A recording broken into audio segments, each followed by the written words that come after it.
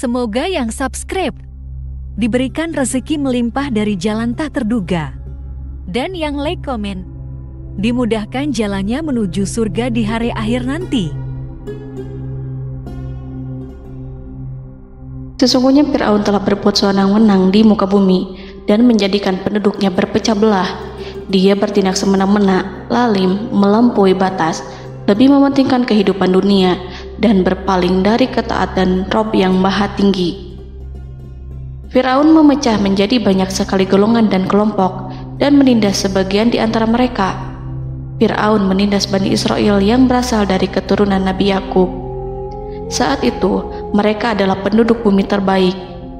Mereka berada di bawah kuasa Raja Tiran yang zalim, yang memperbudak dan mempekerjakan mereka untuk pekerjaan-pekerjaan hina. Ada banyak faktor yang melatar belakangi perbuatan raja tersebut. Selain karena kebencian, ada juga faktor ramalan yang beredar pada saat itu. Bani Israel mengalami siksaan dan penyiksaan yang tak terkira. Nabi Musa diutus oleh Allah Subhanahu wa Ta'ala untuk membebaskan Bani Israel, dan telah berulang kali memperingatkan Fir'aun agar membebaskan kaumnya. Namun Fir'aun tetap bersikeras dan menolak. Suatu hari Allah Subhanahu wa Ta'ala memerintahkan Nabi Musa untuk kembali kepada Fir'aun dan menunjukkan mukjizat. Di sana Nabi Musa menunjukkan beberapa mukjizat, termasuk mengubah tongkatnya menjadi ular raksasa dan di tangannya mengeluarkan cahaya. Namun Fir'aun tetap ingkar, dan dari situlah awal mula kehancuran Fir'aun dan pengikutnya. Tentang bagaimana detail kisah lengkapnya serta kelanjutan nasib Fir'aun, dari mana awal mula keangkuhan Fir'aun sampai mengakui dirinya sebagai Tuhan, serta dari mana sumber kekayaan Fir'aun yang sampai penasihatnya saja Qorun bisa membangun istana megah, akan dibahas lengkap di sini. Namun sebelum saya melanjutkan kisahnya, dimohon kepada pemirsa untuk menonton video ini sampai selesai, supaya tidak ada kesalahpahaman dalam memahami isi cerita, serta mohon bantu channel ini semakin berkembang dengan cara subscribe dan berikan like serta komen positifnya. Semoga bantuan pemirsa sekalian menjadi amal jariah dan bernilai pahala di sisinya. Bismillahirrahmanirrahim. Fir'aun menguasai seluruh negeri. Seiring dengan makmurnya negeri Mesir, kekuasaan Fir'aun semakin hari semakin bertambah. Fir'aun berkuasa tanpa ada yang berani menentang, dan dia membuat keputusan sesuka hatinya. Bahkan dengan kesombongannya, dia sampai berani mengaku sebagai Tuhan.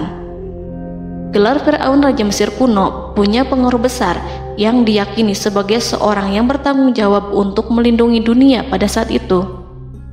Fir'aun bukanlah nama seseorang, melainkan sebutan dalam Al-Quran yang merujuk pada seorang Raja Mesir yang sombong, suka menindas, dan sering melampaui batas, yang hidup ketika Nabi Musa alaihi salam bayi sampai dirinya dibinasakan oleh Allah di Laut Merah. Fir'aun merupakan sebuah gelar bagi raja-raja Mesir yang muncul di era New Kingdom. Pendapat Syekh Abdurrahman As-Sadi mengatakan bahwa Fir'aun merupakan gelar yang diberikan kepada raja-raja Mesir, sebagaimana Raja Babil disebut Namrud, Raja Habasyah disebut An-Najasyi, Raja Yaman disebut Al-Qil, atau Raja Persia yang disebut Kisra, penguasa Roma yang dijuluki Kaisar. Sebutan Fir'aun dalam Al-Quran ini menjurus pada Raja Mesir yang hidup pada tahun 1527 sampai 1407 sebelum Masehi. Fir'aun dikhususkan untuk menyebut penguasa Mesir yang membangkang dan tidak beriman kepada Allah Subhanahu wa Ta'ala. Sedangkan yang beriman kepadanya dikenal dengan nama Malik, yang saat itu hidup di zaman Nabi Yusuf alaihi salam. Sebagian ahli sejarah mengatakan bahwa penguasa Mesir pada masa Nabi Yusuf disebut Al-Malik atau Raja, tidak disebut Fir'aun, karena kedua penguasa ini berbeda asal daerahnya. Penguasa Mesir pada masa Nabi Yusuf berasal dari Mesir pesisir, sehingga mudah untuk menerima perubahan. Sedangkan Fir'aun pada masa Nabi Musa berasal dari pedalaman Mesir yang mempunyai watak dan karakter keras serta kolot. dan tidak mudah menerima orang-orang di luar kalangan mereka. Dari keterangan di atas dipahami kenapa penguasa Raja Mesir pada masa Nabi Yusuf percaya kepada Nabi Yusuf dan mengikuti agama Nabi Yusuf yaitu Islam, kemudian diikuti oleh rakyatnya. Sebagian ahli sejarah menyamakan Fir'aun dengan Mas'ab ibnu Royan. Ada pula yang menyatakan bahwa Fir'aun anaknya Walid ibnu Mas'ab ibnu Royan dari salah satu kaum Ad. Para Fir'aun Mesir kuno memperoleh kekayaan dan membangun kerajaan mereka yang megah melalui berbagai sumber. Beberapa sumber utama kekayaan dan pembangunan kerajaan Fir'aun adalah sumber daya alam. Mesir kuno diberkati dengan sumber daya alam yang melimpah, termasuk emas, tembaga, dan batu mulia yang ditambang dari wilayah gurun dan lembah. Sungai Nil juga menyediakan tanah yang subur untuk pertanian yang menjadi dasar ekonomi Mesir kuno. Air yang sangat penting ini memungkinkan kota-kota tumbuh di tengah gurun. Lonjakan air dan nutrisi itu mengubah lembah Nil menjadi tanah pertanian yang produktif. Menurut Organisasi Pangan dan Pertanian PBB, petani Mesir kuno adalah salah satu kelompok pertama yang melakukan pertanian dalam skala besar, menanam tanaman makanan seperti gandum, serta tanaman industri seperti rami untuk membuat pakaian. Sungai Nil mengalir ke utara sejauh 4.160 mil dari timur tengah Afrika ke Laut Tengah, yang memberikan Mesir kuno tanah subur dan air untuk irigasi. Untuk memaksimalkan pemanfaatan air Sungai Nil, petani Mesir kuno mengembangkan sistem irigasi cekungan. Mereka membangun jaringan tanggul berbahan tanah untuk membentuk cekungan. Kemudian mereka menggali saluran untuk mengarahkan air banjir ke dalam cekungan, di mana air akan menggenang selama sebulan hingga tanah jenuh dan siap untuk ditanami. Selain itu, Sungai Nil dapat dimanfaatkan untuk mengangkut material proyek-proyek konstruksi. Untuk mendapatkan manfaat dari Sungai Nil, orang yang tinggal di tepi sungainya harus mencari cara mengatasi banjir tahunan sungai ini. Untuk memprediksi apakah mereka akan menghadapi banjir yang bisa mengakibatkan panen buruk, orang Mesir kuno membangun nilometer atau pilar batu dengan tanda menunjukkan tingkat air. Mereka mengembangkan keterampilan dan teknologi baru dari pertanian hingga pembuatan perahu dan kapal. Sungai Nil juga merupakan rute transportasi penting karena memainkan peran sentral dalam peradaban Mesir kuno. Orang Mesir menjadi ahli dalam membangun perahu dan kapal untuk mengangkut berbagai barang, termasuk ternak, sayuran, ikan, roti, dan kayu. Mesir kuno memiliki perdagangan yang berkembang dengan wilayah Afrika Timur dan Tengah serta Mediterania Timur. Perdagangan ini tidak hanya mencakup barang-barang mewah, tetapi juga bahan pangan dan bahan baku. Fir'aun juga memiliki semua tanah di Mesir dan mengumpulkan pajak dari rakyatnya. Raja Fir'aun juga memperlakukan rakyat dengan kejam tanpa belas kasihan. Ia memeras pajak yang tinggi dan menjadikan kaum Bani Israel sebagai budak kerajaan. Mereka juga menerima upeti dari negara-negara yang dikalahkan atau ingin menjaga hubungan baik dengan Mesir. Bahkan Fir'aun juga memiliki proyek konstruksi untuk membangun struktur megah seperti piramida, kuil, dan monumen yang tidak hanya menunjukkan kekuasaan dan kekayaan mereka, tetapi juga berfungsi sebagai pusat administrasi dan agama. Proyek-proyek ini seringkali menggunakan tenaga kerja dari rakyat yang bekerja selama musim banjir. Kekayaan dan kerajaan megah Fir'aun merupakan hasil dari pengelolaan sumber daya yang efisien, eksploitasi sumber daya alam, dan kebijakan ekonomi yang cerdas. Ini semua mencerminkan kemajuan teknologi, organisasi sosial, dan kekuatan politik Mesir kuno. Kekayaan para Fir'aun Mesir kuno memang sangat luar biasa dan telah menjadi topik penelitian dan kekaguman selama berabad-abad. Fir'aun juga dikenal karena kehidupan mewah mereka. Sebagai penguasa Mesir kuno, Fir'aun hidup dengan kekayaan dan kemewahan yang hampir tak terbayangkan, yang mencerminkan kekuasaan dan status mereka. Mereka menghiasi diri mereka dengan aksesoris yang rumit dan gemerlap, serta mengenakan simbol otoritas dan kekuasaan tradisional. Dan Allah memberikan kepada Fir'aun berupa istizratuhul afiyah, yakni hidup sekian lama tanpa pernah merasakan sakit. Allah Subhanahu wa Ta'ala mengaruniai Fir'aun untuk bisa hidup selama 400 tahun tanpa sakit. Tentu hal tersebut sudah menjadi kehendak Allah Subhanahu wa Ta'ala, maka tidak ada satupun manusia yang bisa menghalangi, bahkan bagi seorang Fir'aun sekalipun yang terkenal dengan kezalimannya. Namun dengan karunia-Nya yang diberikan Allah tersebut bukannya menjadikan Fir'aun sebagai manusia yang bersyukur, tetapi malah membangkitkan kesombongan dan kesesataannya. Dan puncak kesombongan Fir'aun juga dicatat Al-Quran sebagai penguasa tangan besi dan manusia yang pernah mengaku Tuhan. Aku adalah Tuhan kalian yang maha tinggi. Quran Surat An-Najiat ayat 24. Fir'aun hidup selama 446 tahun. Selama hidupnya, Fir'aun memiliki tubuh yang sehat dan bugar tanpa pernah mengalami sakit, meski hanya berupa pusing atau flu sekalipun.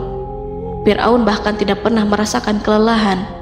Fir'aun tidak pernah merasakan perihnya lapar, kerongkongannya tidak pernah tersentuh panasnya dahaga.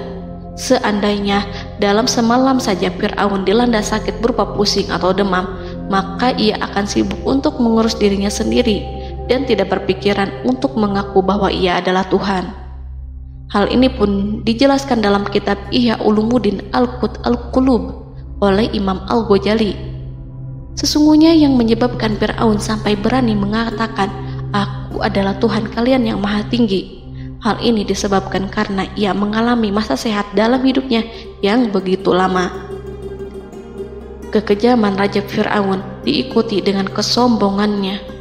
Ia enggan bersyukur atas kemakmuran yang dianugerahkan Allah Subhanahu wa Ta'ala. Ia justru menjadikan negeri Mesir penuh dengan kemusyrikan. Sungguh, dia Fir'aun termasuk orang-orang yang berbuat kerusakan, dan kami hendak memberi karunia kepada orang-orang tertindas di bumi, dan hendak menjadikan mereka pemimpin dan menjadikan mereka orang-orang yang mewarisi bumi.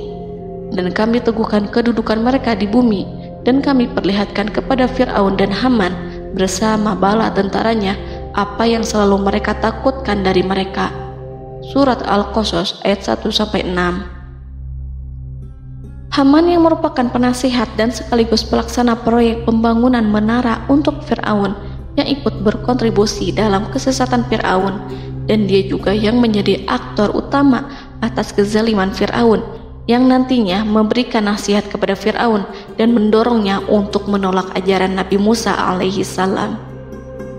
Faktor yang mendorong Fir'aun melakukan tindakan keji ini adalah Bani Israel yang mempelajari suatu hal yang mereka riwayatkan dari Ibrahim, bahwa suatu saat nanti akan lahir seorang anak Bani Israel yang akan menghancurkan kekuasaan Raja Mesir.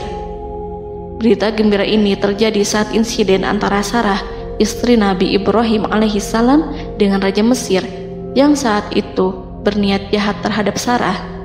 Namun Allah menjaganya. Berita gembira ini santer terdengar di antara Bani Israel. Kaum Kipti juga membicarakan berita ini, hingga sampailah juga ke telinga Fir'aun. Sebagian amir dan orang-orang dekat Fir'aun menyampaikan hal itu kepadanya saat tengah berbincang pada malam hari. Waktu itu Fir'aun langsung menginstruksikan untuk membunuh seluruh anak laki-laki Bani Israel untuk mengantisipasi kelahiran anak yang dimaksud. Tapi apa boleh buat, kewaspadaan sama sekali tidak bisa menghindari takdir. Suatu ketika, Fir'aun bermimpi seakan-akan api datang dari arah Baitul Maqdis lalu membakar semua rumah Mesir dan seluruh kaum Kipti. Namun, api tersebut tidak membahayakan Bani Israel.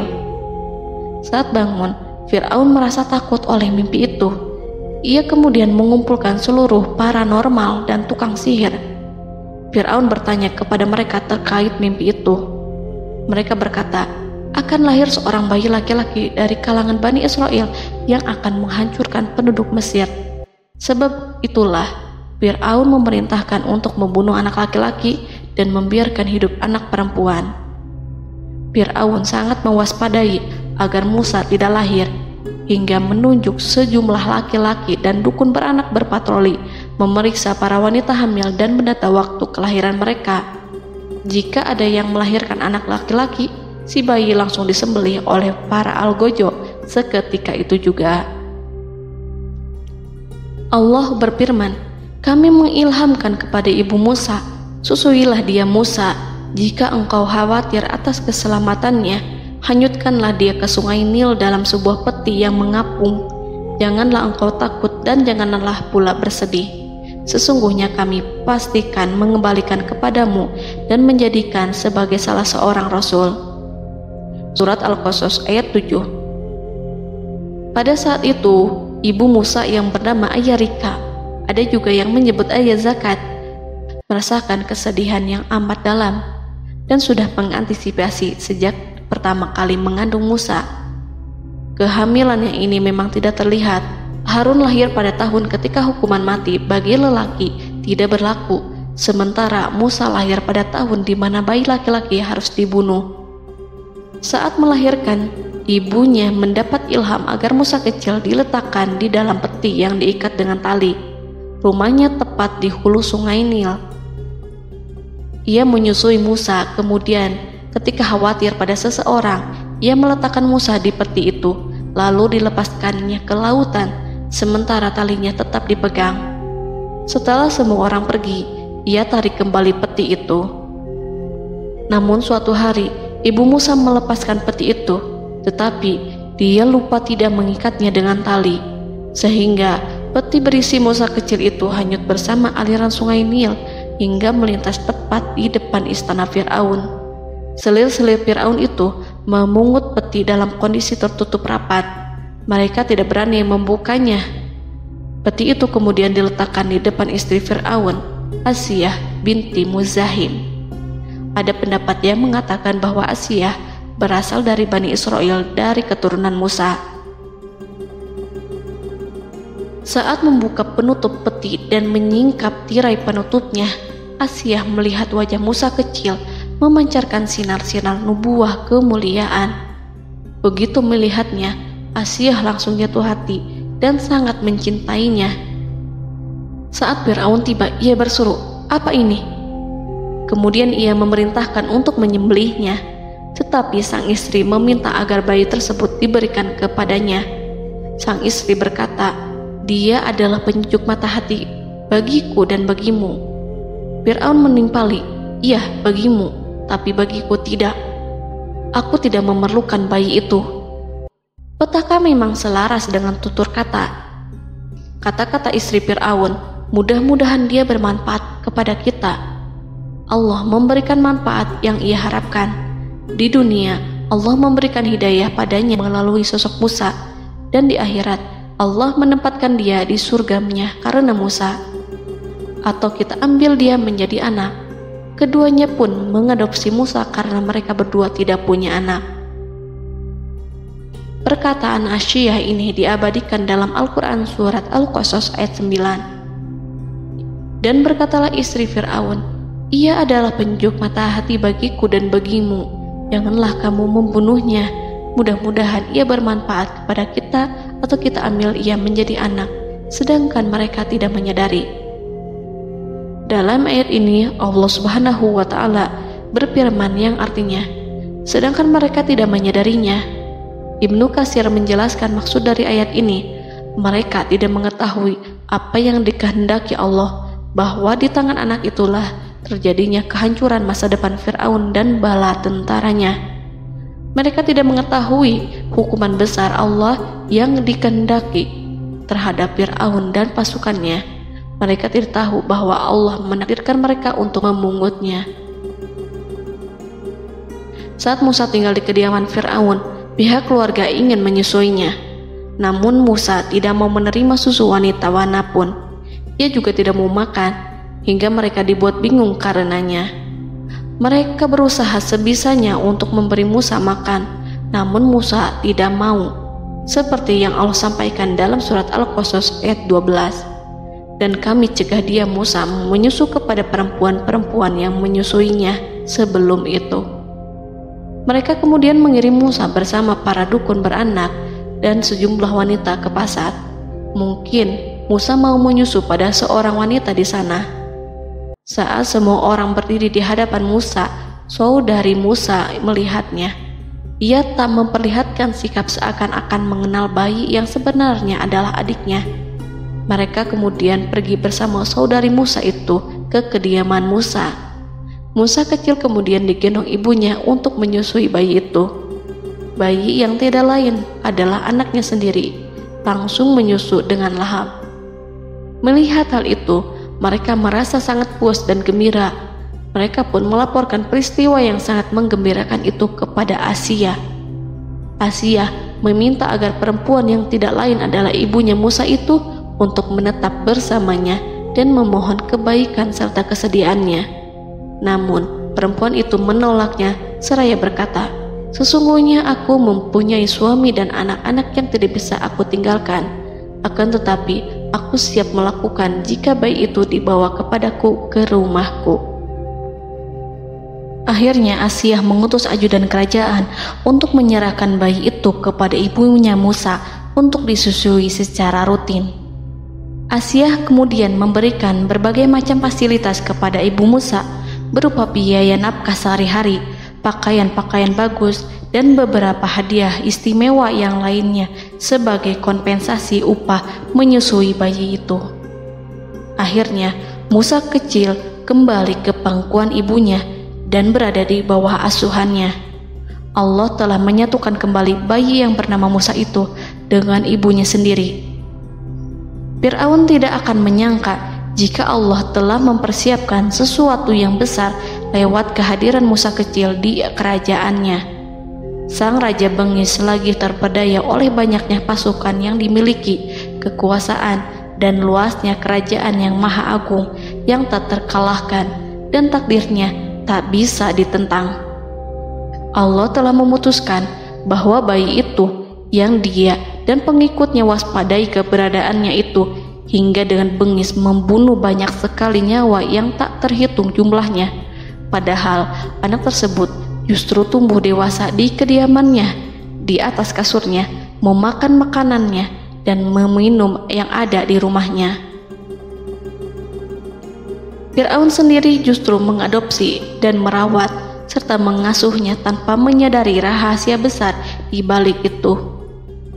Anak itu yang membuatnya binasa di dunia dan akhirat karena menentang kebenaran yang nyata yang ia sampaikan kepadanya. Nabi Musa tumbuh dan hidup sebagai salah seorang dari keluarga kerajaan hingga mencapai usia dewasanya, di mana ia memperoleh asuhan dan pendidikan sesuai dengan tradisi istana. Allah Subhanahu wa Ta'ala mengaruniakannya hikmah dan pengetahuan sebagai persiapan tugas kenabian dan risalah yang diwahyukan kepadanya. Musa tumbuh menjadi seorang pemuda yang mempunyai fisik dan akhlak yang kuat. Allah anugerahkan kepada Musa kesempurnaan tubuh dan kekuatan jasmani. Musa juga menyadari bahwa dia hanyalah anak angkat. Tidak setetes pun darah Fir'aun mengalir padanya, dan bahwa ia keturunan Bani Israel yang ditindas dan diperlakukan sewenang-wenang oleh Fir'aun dan kaumnya. Maka dia berjanji kepada dirinya sendiri akan menjadi pembela bagi kaum-kaum yang lemah yang tertindas. Kekuatan fisik Nabi Musa memang tidak bisa diragukan. Itu terbukti pada saat Nabi Musa mampu mengangkat batu penutup sumur seorang diri, padahal batu itu hanya bisa diangkat oleh 10 orang laki-laki. Peristiwa kedua saat perkelahian antara Bani Israel dan orang Kipti atau kaumnya Fir'aun, suku asli Mesir. Saat orang Israel meminta pertolongan kepada Musa untuk mengalahkan orang Kipti, Musa menghampiri orang Kipti tersebut. Dengan tangan terkepal, Musa meninju orang Kipti dan matilah musuhnya itu. Orang Kipti hanya mati karena pukulan itu. Musa tidak sengaja dan tidak bermaksud untuk membunuh orang Kipti. Musa hanya berniat membuatnya jera. Dan karena peristiwa itulah Nabi Musa pergi meninggalkan Mesir karena Musa takut terhadap Fir'aun dan tentaranya yang akan membunuhnya. Karena jika mereka tahu bahwa Musa membunuh orang Kipti demi membela salah seorang Bani Israel, akan membuat Fir'aun dan pengikutnya mencurigai bahwa Musa memang berasal dari Bani Israel, dan pada akhirnya akan memicu sebuah permasalahan besar. Dan pada waktu yang sudah ditentukan oleh Allah, sekitar 10 tahun Nabi Musa meninggalkan Mesir. Pada akhirnya Allah mengamanahkan dia sebagai seorang Rasul. Allah anugerahkan kepadanya hikmah kenabian dan pengetahuan di usia 40 tahun. Allah perintahkan Musa kembali ke Mesir untuk menghadapi Fir'aun dan mengajak dia mengakui Tuhan semesta alam. Tugas ini penuh dengan bahaya, mungkin bisa membuat Musa kehilangan nyawa, tetapi menuruti perintah Allah itu mutlak baginya. Ditemani oleh saudaranya Harun untuk membantunya membenarkan perkataannya. Lidah Musa cedal karena bara api yang pernah diletakkan di lidahnya saat Fir'aun hendak menguji akalnya setelah menarik jingat Fir'aun hingga berdarah. Fir'aun bermaksud untuk membunuhnya. Asyah mengkhawatirkan Musa lalu berkata, dia masih kecil. Fir'aun kemudian menguji Musa dengan meletakkan buah dan bara api di hadapannya. Musa kecil hendak bermaksud meraih buah-buahan, tetapi tangannya dialihkan oleh malaikat. Lalu Musa mengambil bara api dan ia letakkan di lidahnya. Lidahnya cedal karena bara api ini. Musa meminta kepada Allah agar kekakuan yang ada di lidahnya dihilangkan sebagian, sebatas agar kata-katanya bisa dipahami, dan tidak meminta untuk dihilangkan secara total, karena para rasul hanya meminta sebatas yang diperlukan. Pergilah kamu kepada Fir'aun, karena dia benar-benar telah melampaui batas, maka berbicaralah kamu berdua kepadanya dengan kata-kata yang lemah lembut. Mudah-mudahan dia sadar atau takut. Quran Surat Toha ayat 42-43. Ini merupakan sifat santun dan kasih sayang serta rahmat Allah terhadap makhluknya, meski Allah mengetahui kekafiran dan kesewenang-wenangan dan kesombongan Fir'aun. Bersama Harun, Musa mendatangi Fir'aun setelah menemui beberapa rintangan yang lazim ketika akan menemui raja pada waktu itu. Pertemuan Musa dan Harun juga dihadiri oleh beberapa anggota pemerintahan dan penasihat. Bertanyalah Fir'aun kepada mereka berdua, siapakah kalian berdua ini? Musa menjawab, kami Musa dan Harun adalah pesuruh Allah agar kamu membebaskan Bani Israel dari perbudakan dan penindasanmu dan menyerahkan mereka kepada kami agar mereka menyembah kepada Allah dengan leluasa dan menghindari siksaanmu. Fir'aun segera mengenal Musa dan berkata kepadanya, bukankah engkau Musa yang sudah kami asuh sejak bayimu dan kami asuh dalam istana sampai usia remajamu dan mendapat pendidikan serta pengajaran yang menjadikan engkau pandai? Dan bukankah engkau yang melakukan pembunuhan terhadap diri daripada seorang dari golongan kami? Sudahkah engkau lupa terhadap itu semua dan tak ingat akan jasa kami kepadamu? Musa menjawab, bahwasannya engkau telah mengurus aku sejak kecil. Itu bukanlah jasa yang dapat kamu banggakan, karena jatuhnya aku pada tanganmu akibat dari kekejaman dan kezalimanmu tatkala engkau memerintah agar orang-orangmu menyembelih setiap bayi laki-laki yang lahir, sehingga ibuku membiarkanku mengapung di sungai Nil dan aku dipungut oleh istrimu, sehingga selamatlah aku dari pengejaranmu dan penyembelihanmu. Dan kebaikan yang engkau sebutkan itu sebanding dengan perlakuanmu terhadap sebuah suku bangsa besar, yaitu Bani Israel secara keseluruhan, karena engkau telah menindas dan menjadikan mereka budak-budak untuk melayanimu. Dan mengenai pembunuhan itu merupakan kehilafanku, lalu aku lari darimu karena aku takut kepadamu. Namun peristiwa itu merupakan rahmat dan hikmah yang terselubung bagiku, sebab dalam perantauanku setelah aku melarikan diri dari negerimu ini, Allah Subhanahu wa Ta'ala mengaruniakanku dengan hikmah ilmu dan mengutus aku sebagai Rasul. Maka dalam rangka tugasku sebagai Rasul, datanglah aku kepadamu atas perintah Allah untuk mengajak engkau dan kaummu untuk menyembah Allah dan meninggalkan kezaliman serta penindasanmu terhadap Bani Israel yang kau pekerjakan dan perbudak mereka untuk melakukan pekerjaan dan melayanimu. Fir'aun bertanya, siapakah Tuhan yang engkau sebut-sebut itu, hai Musa? Adakah Tuhan di atas bumi ini selain aku yang patut disembah dan dipuja? Musa menjawab, iya, yaitu Tuhanmu dan Tuhan nenek moyangmu serta Tuhan alam semesta. Fir'aun bertanya, siapakah Tuhan alam semesta itu? Musa menjawab, ialah Tuhan langit dan bumi dan segala yang ada di langit dan di bumi. Berkatalah Fir'aun kepada para penasehatnya dan para pembesarnya, sesungguhnya Rasul yang diutus kepada kamu ini adalah seorang yang gila. Kemudian ia balik bertanya kepada Harun dan Musa, siapakah Tuhan kamu berdua? Akulah Tuhanmu yang paling tinggi. Surat An-Najiat ayat 23-24. Dan Fir'aun berkata, wahai para pembesar kaumku, aku tidak mengetahui ada Tuhan bagimu selain aku. Quran Surat Al-Qasas ayat 38. Fir'aun menentang, padahal ia tahu bahwa ia adalah hamba yang diatur dan Allah lah yang menciptakan dan memberi bentuk rupa, dan mereka mengingkarinya karena kezaliman dan kesombongannya, padahal hati mereka meyakini kebenarannya. Maka perhatikanlah bagaimana kesudahan orang-orang yang berbuat kerusakan. Quran Surat An-Naml ayat 14. Fir'aun beralih memakai kekuasaan dan wibawa yang ia miliki.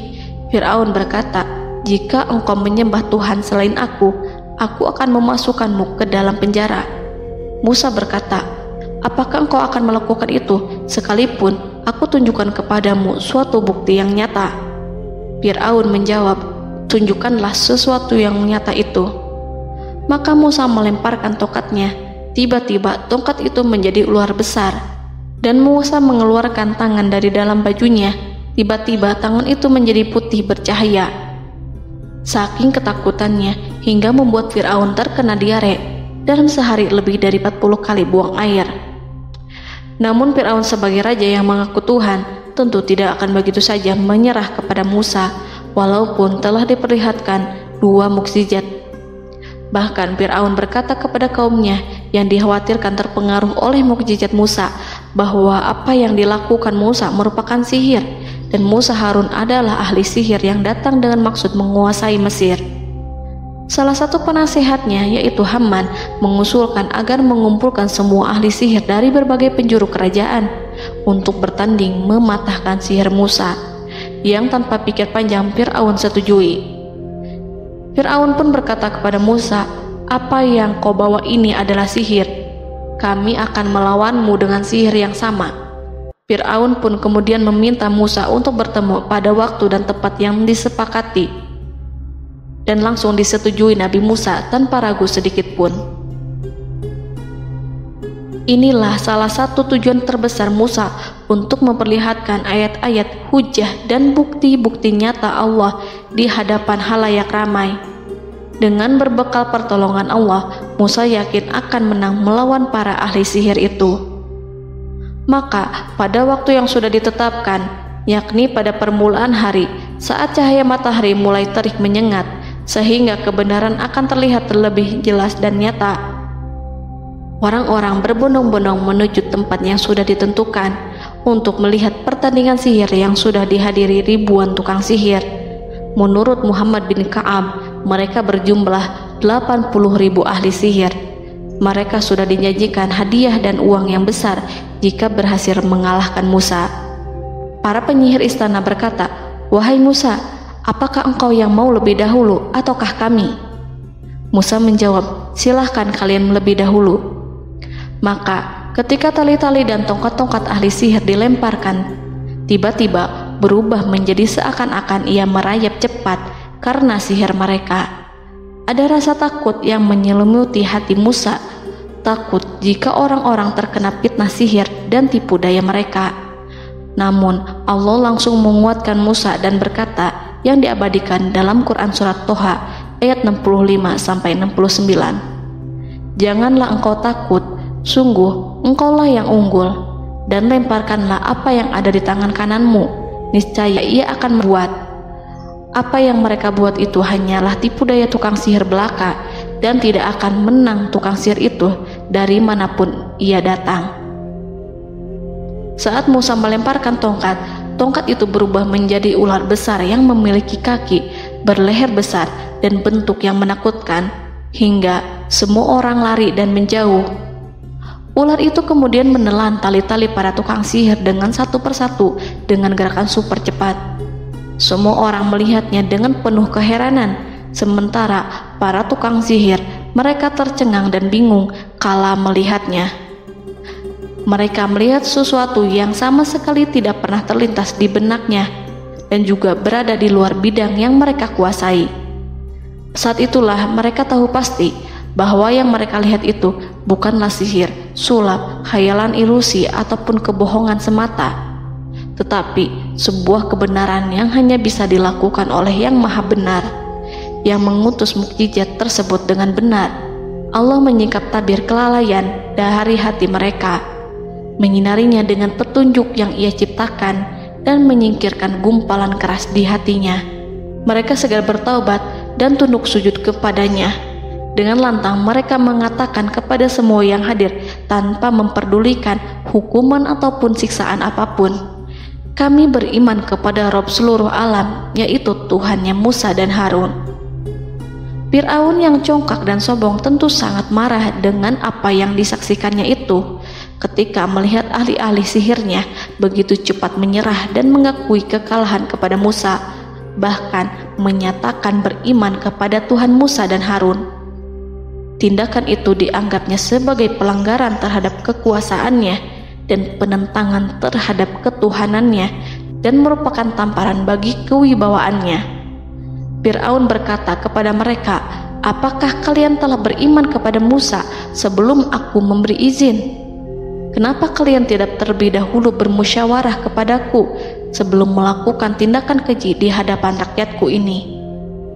Dia itu pemimpinmu yang mengajarkanmu sihir, dan bukankah ini adalah persengkongkolanmu terhadapku? Musa dapat mengalahkan kamu sebab ia mungkin merupakan guru dan pembesar yang mengajari sihir kepadamu, dan kamu telah mengaturnya, dan sandiwaramu ini tak akan kubiarkan. Akan kupotong tangan dan kakimu secara bersilang, dan sungguh aku akan salib kamu pada pangkal pohon kurma sebagai balasan dan hukuman atas pengkhianatanmu ini." Walaupun melihat langsung kebenarannya, Fir'aun tetap tidak percaya. Dia tidak suka keyakinan para penyihir terhadap Musa. Para penyihir itu yang telah mengakui keimanan mereka kepada Allah tak merasa gentar ataupun takut, karena ketika para tukang sihir itu sujud, mereka melihat rumah dan istana-istana di surga yang telah dipersiapkan untuk mereka. Semuanya dirias untuk menyambut kedatangan mereka. Karena itu, mereka tidak peduli dengan ancaman Fir'aun. Setelah peristiwa kekalahan penyihir Fir'aun dengan mukjizat Nabi Musa itu, Fir'aun serta penasihat dan para pembesarnya, termasuk Haman, merencanakan penindasan yang lebih kejam untuk kaum Bani Israel dan merencanakan pembunuhan terhadap Nabi Musa. Fir'aun khawatir jika gerakan Musa tidak dipatahkan akan mengancam kerajaan dan kewibawaannya yang mengaku sebagai Tuhan. Walaupun sudah diingatkan oleh orang mukmin dari kalangan keluarga Fir'aun agar tidak membunuh Nabi Musa dan menyeru kembali menuju jalan yang benar dan mengingatkan kepada akibat yang buruk yang akan didapati nanti, namun Fir'aun dan penasihatnya tetap berada pada kesesatan. Sebagai balasannya, Allah menghukum Fir'aun dan penduduknya dengan kekeringan dan penyakit yang bertahun-tahun karena menolak Rasulnya. Mereka dilanda banjir bandang, darah yang bercampur dengan seluruh air yang ada. Setiap kali mereka akan mengambil air, baik air sumur ataupun air sungai Nil, pasti akan berubah menjadi darah segar. Serbuan belalang pun tidak bisa mereka hindari. Belalang menghinggapi tanaman hingga tak menyisakan satupun buah, daun ataupun rumput. Serangan hama dan wabah katak juga mengerumuni mereka hingga berjatuhan di makanan, wadah-wadah, sampai-sampai ketika ada yang membuka mulut untuk makan ataupun minum, pasti ada katak yang jatuh di situ. Semua hukuman itu hanya menimpa Fir'aun dan pengikutnya, sama sekali tidak menimpa Nabi Musa dan Bani Israel. Namun mereka tidak belajar ataupun berubah, mereka tetap saja kafir dan hanyut dalam kejahatan. Setiap kali Allah timpakan hukuman kepada Fir'aun dan pengikutnya, mereka bersumpah dan berjanji kepada Musa untuk beriman. Namun ketika hukuman itu dihilangkan, mereka ingkar janji, berpaling dan kembali kepada keburukan seperti sedia kala. Dari semua penderitaan ini, Allah perintahkan Musa membawa pengikutnya keluar dari Mesir, memulai perjalanan berbahaya antara hidup dan mati.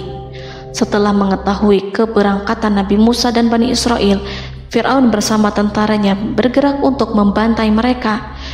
Dengan pasukan besar yang berjumlah lebih dari 1.600.000 personil, ditambah 100.000 ekor kuda berwarna hitam legam, Fir'aun berhasil mengejar rombongan Nabi Musa yang saat itu berjumlah 600.000 prajurit di pantai Laut Merah saat matahari terbit.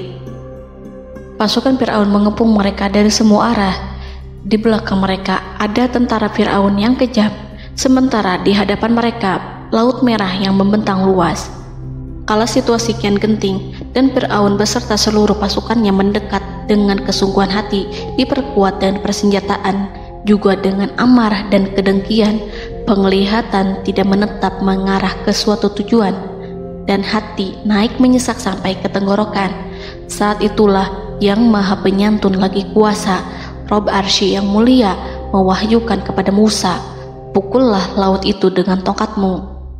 Maka tatkala Musa memukulkan tongkatnya ke lautan, laut itu pun terbelah.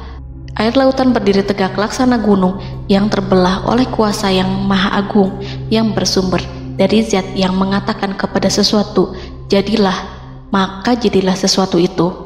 Allah memerintahkan angin barat untuk menyapu kerikil-kerikil hitam lautan, hingga dasar lautan berubah menjadi tanah yang kering, yang tidak melekat pada kaki-kaki kuda dan hewan. Allah memerintahkan Musa untuk melintas bersama kaumnya. Mereka segera turun melintas dengan senang. Mereka menyaksikan sebuah hal yang membuat mata tercengang dan memberikan petunjuk pada hati orang-orang yang mukmin. Setelah Musa bersama kaumnya melintas secara keseluruhan dan keluar dari lautan, saat itulah pasukan garis depan Fir'aun baru masuk. Saat itu Musa bermaksud memukulkan tongkat ke lautan agar kondisi laut kembali seperti sedia kala, agar Fir'aun dan pasukannya tidak bisa mengejar. Tapi Allah yang Maha Kuasa dan pemilik keluhuran memerintahkan agar lautan tetap dibiarkan seperti itu, seperti yang ia firmankan. Saat Musa membiarkan lautan dalam kondisi terbelah dan Fir'aun tiba di tepi pantai, ia melihat sesuatu yang dahsyat. Kondisi ini membuatnya tercengang dan ia tahu betul bahwa apa yang dilihatnya adalah pekerjaan Rob Arsy yang mulia, seperti halnya mukjizat lain yang pernah ia lihat sebelumnya. Fir'aun berhenti dan tidak maju.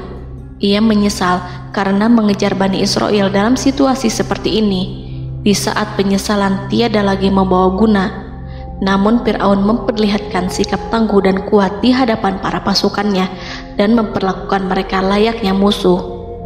Jiwa kafir dan watak Fir'aun mendorong dirinya mengatakan kepada kaum yang ia perdaya hingga patuh dan mengikuti kebatilannya, "Lihatlah bagaimana lautan ini terbelah agar aku bisa mengejar budak-budakku yang melarikan diri dari kekuasaanku, menyimpang dari ketaatanku dan meninggalkan negeriku." Fir'aun bersembunyi di barisan belakang dengan harapan ia bisa selamat, tapi mustahil ia bisa selamat. Fir'aun terlihat maju mundur. Dan pada kesempatan itu, Jibril menampakkan diri dalam wujud seorang penunggang kuda perawan, lalu melintas di hadapan kuda jantan yang ditunggangi oleh Fir'aun. Kuda yang ditunggangi Fir'aun meringik menghampiri kuda yang ditunggangi Jibril. Fir'aun kemudian masuk ke dalam lautan hingga mendahului kuda dengan tangkas dan cepat. Fir'aun tidak menghindari mara bahaya dari dirinya ataupun mendatangkan manfaat. Mereka segera menyusul hingga semuanya berada di lautan. Setelah bagian depan hendak mencapai tepi, Allah memerintahkan Musa melalui wahyu untuk memukul lautan dengan tongkat. Musa memukul lautan dengan tongkat. Lautan kembali menyatu seperti sedia kala dan menenggelamkan mereka semua. Tak seorang pun yang selamat. Allah menggambarkan tentang bagaimana Fir'aun didengkot orang-orang kafir Kipti tenggelam. Gelombang besar sesekali turun dan sesekali naik membawa Fir'aun. Bani Israel melihatnya dan juga pasukannya, seperti apa siksa dan petaka besar yang Allah timpakan kepadanya dan juga pasukannya, agar Bani Israel senang dan lega. Saat Fir'aun menyaksikan kematian dan mulai sakarat, ia kembali kepada jalan kebenaran dan bertaubat, serta beriman pada saat keimanan tiada lagi membawa guna. Seperti yang Allah sampaikan dalam ayat yang lain, sesungguhnya orang-orang yang dipastikan mendapat ketetapan Rabb-Mu tidaklah akan beriman meskipun mereka mendapat tanda-tanda kebesaran Allah hingga mereka menyaksikan azab yang pedih. Quran Surat Yunus ayat 96-97.